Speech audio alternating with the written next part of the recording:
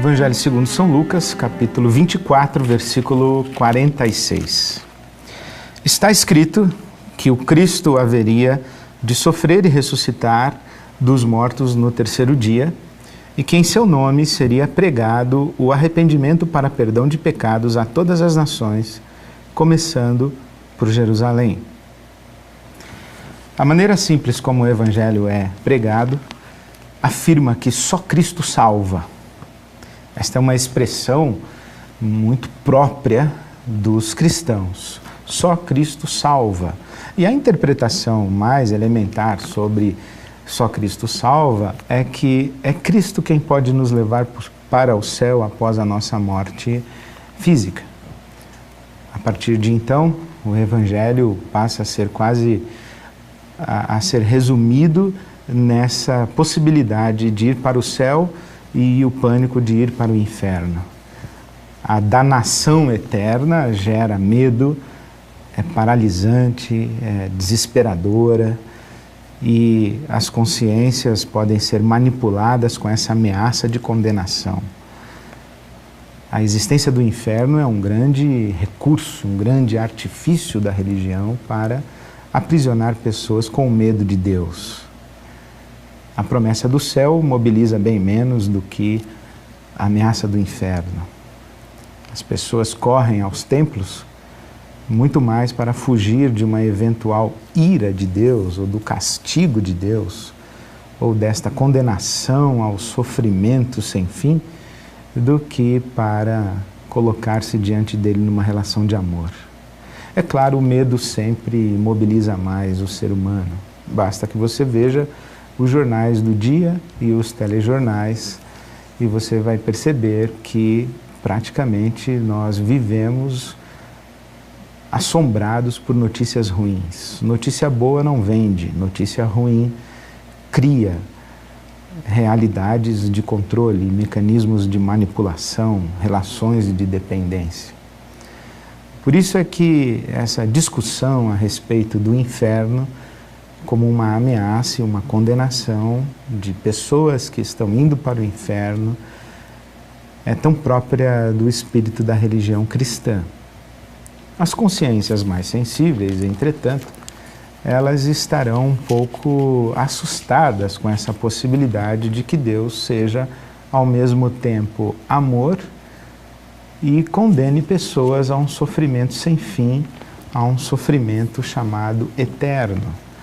As consciências mais sensíveis vão dizer que é incompatível que Deus nos ame e ao mesmo tempo nos ameace mandando-nos para o inferno.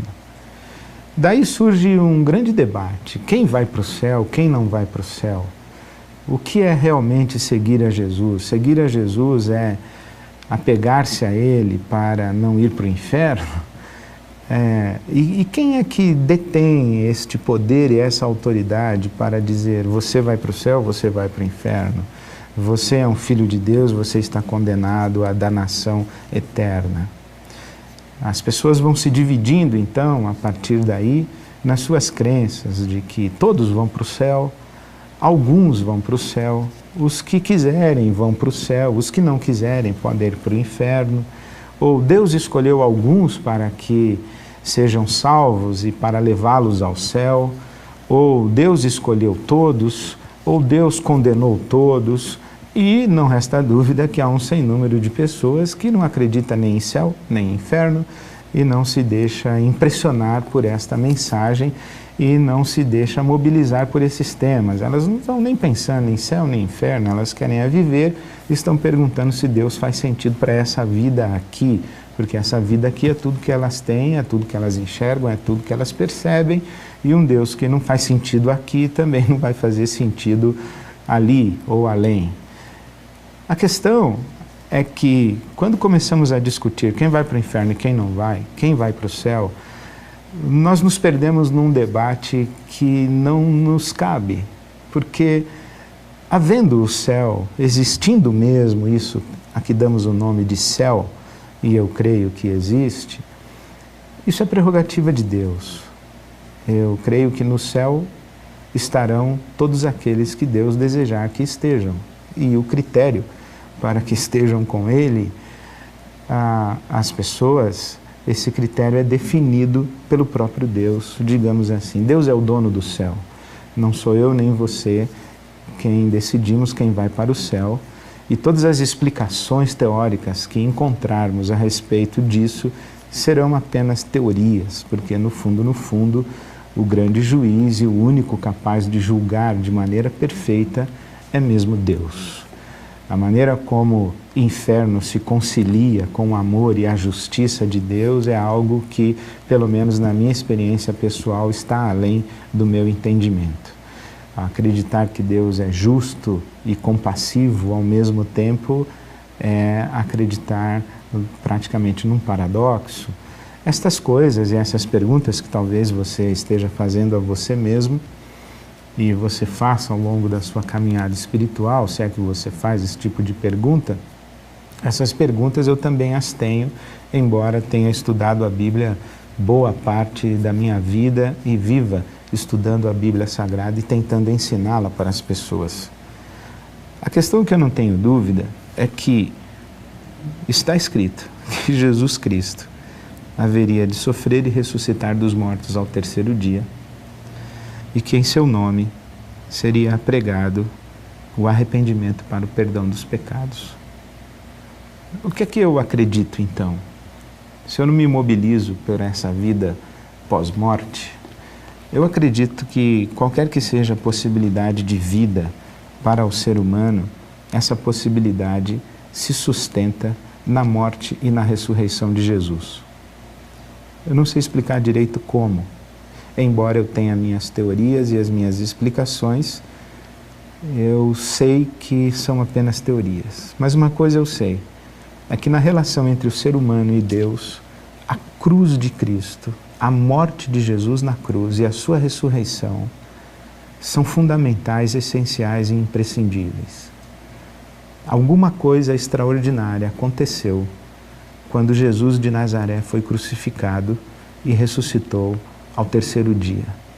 Essa coisa extraordinária que aconteceu afetou profundamente a maneira como Deus se relaciona com a sua criação e como Deus se relaciona com o ser humano.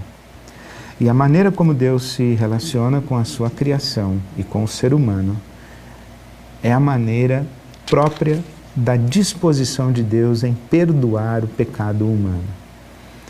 É a morte de Jesus na cruz e a sua ressurreição ao terceiro dia que oportunizam o perdão de Deus para todos os seres humanos. É por causa da morte de Jesus na cruz e a sua ressurreição ao terceiro dia que Deus age com bondade e não com juízo, age com oferta de perdão, com compaixão e misericórdia e não com ameaça de condenação.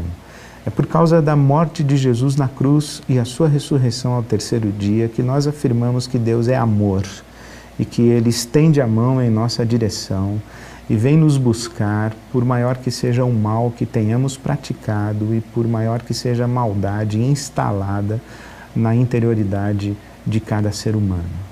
É por causa da morte de Jesus na cruz do Calvário e da sua ressurreição ao terceiro dia que Deus nos estende a mão, oferecendo a nós a oportunidade de recomeçar, de começar de novo, de escrever uma nova história, sem culpa, uma nova história bonita, de dar a nós, a todos nós, uma nova oportunidade de viver.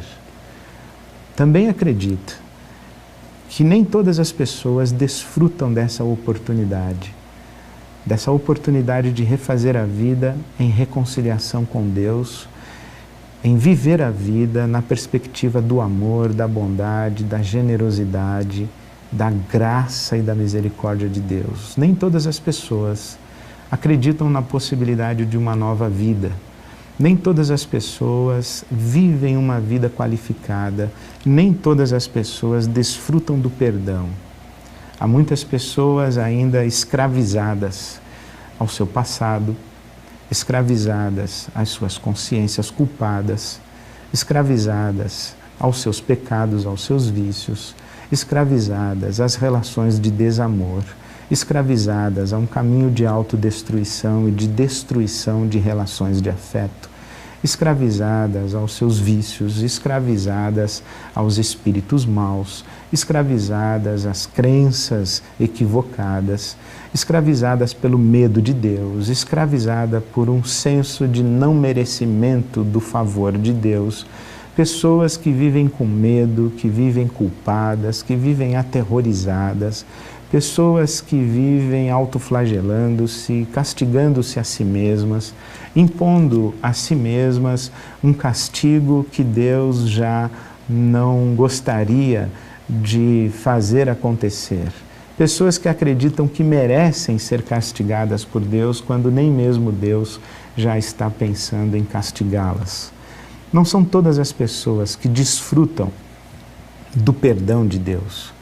Apenas as pessoas que se arrependem, apenas as pessoas que ganham uma nova consciência de si e uma nova consciência de Deus, a partir daquilo que lhes é possível enxergar na cruz do Calvário e no túmulo vazio de Jesus.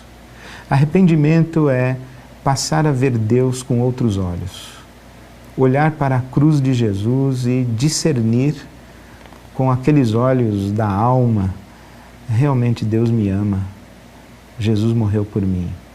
É olhar para o túmulo de Jesus vazio no domingo da ressurreição e dizer: há um poder de vida que está derramado sobre todo o universo desde que Jesus ressuscitou, e esse poder de vida pode me livrar da morte e eu vou me apropriar desse poder. Arrependimento é a capacidade de enxergar que Deus está olhando para nós com amor, com bondade, com misericórdia, com compaixão, querendo nos fazer o bem e querendo nos dar uma vida feliz e de liberdade a partir do seu perdão. Aqueles que olham para Deus com esses olhos têm uma vida diferente, uma vida transformada, uma vida liberta, uma vida nova. Nova porque liberta dos espíritos maus, nova porque liberta da culpa, nova porque liberta do medo de Deus, nova porque liberta do medo da morte, porque Jesus morreu e venceu a morte. Eu não sei quem vai para o céu e quem vai para o inferno, mas uma coisa eu sei: tudo que eu posso dizer a você é: arrependa-se, invoque a Deus em nome de Jesus, que morreu e ressuscitou. Peça a Deus o perdão para o ser errado que você é e experimente o favor de Deus, que lhe concede perdão para o seu pecado e lhe concede uma vida absolutamente nova, uma vida que Jesus mesmo chamou de vida eterna. Eu não sei a respeito do futuro e não quero me perder nas explicações e nas discussões a respeito do futuro pós-morte. O que eu sei a respeito do presente é que tudo quanto podemos dizer é que Jesus Cristo morreu, ressuscitou ao terceiro dia e em seu nome deve ser pregado o arrependimento para o perdão dos pecados, para mim, para você, para todas as nações. Eu oro em busca desse perdão, eu oro de dentro do meu arrependimento, eu oro para receber o favor de Deus que repousa na cruz do Calvário e no túmulo vazio da ressurreição. Eu convido você a fazer a mesma oração.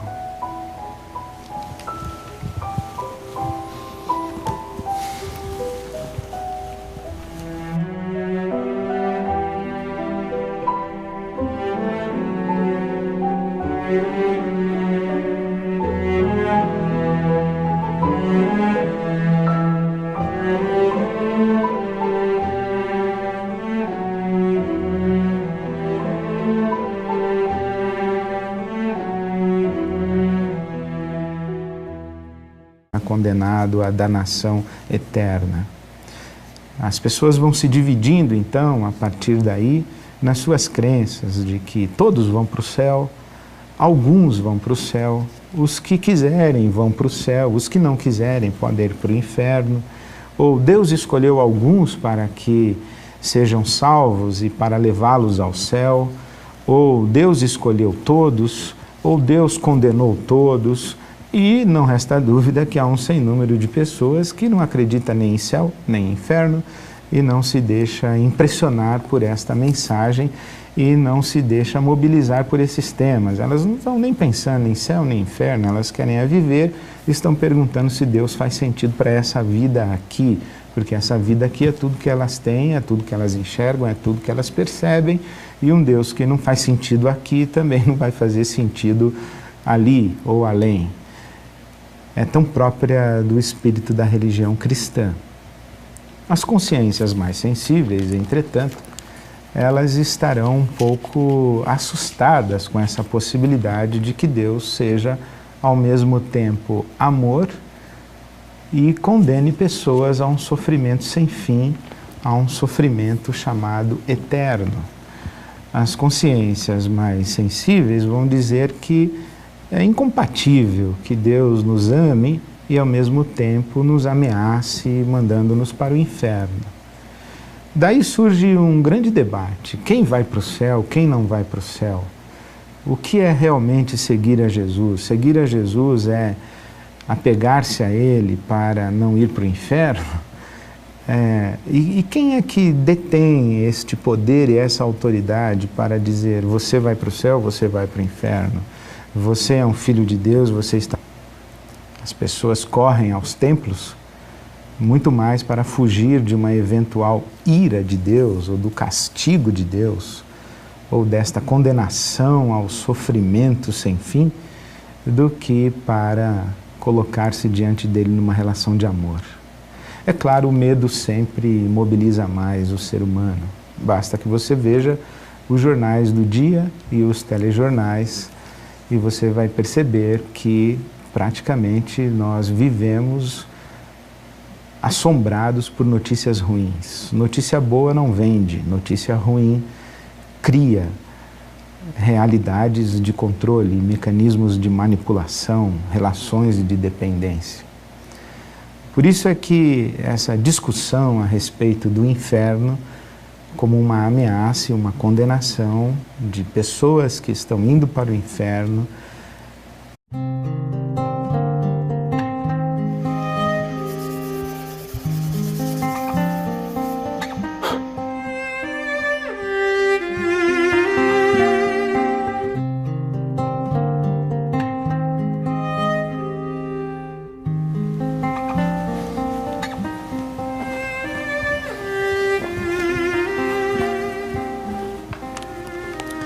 Evangelho segundo São Lucas, capítulo 24, versículo 46.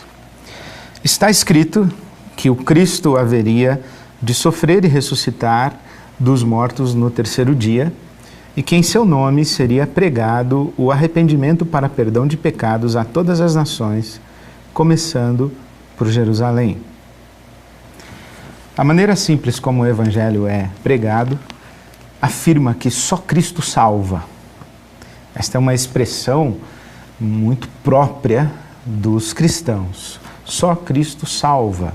E a interpretação mais elementar sobre só Cristo salva é que é Cristo quem pode nos levar para o céu após a nossa morte física. A partir de então, o Evangelho passa a ser quase a ser resumido nessa possibilidade de ir para o céu e o pânico de ir para o inferno.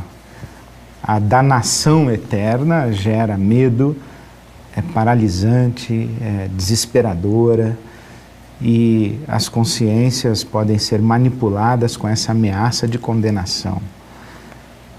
A existência do inferno é um grande recurso, um grande artifício da religião para aprisionar pessoas com medo de Deus. A promessa do céu mobiliza bem menos do que a ameaça do inferno.